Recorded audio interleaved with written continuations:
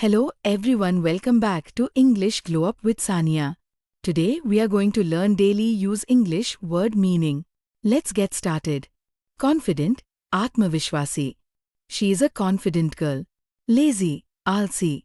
Don't be lazy in your work. Polite, Vinamra. He is very polite with everyone. Scared, Dara hua. The child was scared of the noise. Believe, Vishwas karna. Believe in yourself. Honest, ईमानदार. He is an honest man. Improve, सुधारना.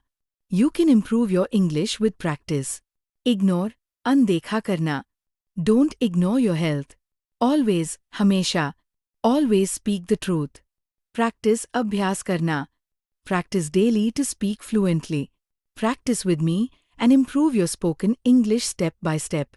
Subscribe to my channel English Glow Up with Saniya for more such easy and useful English learning videos.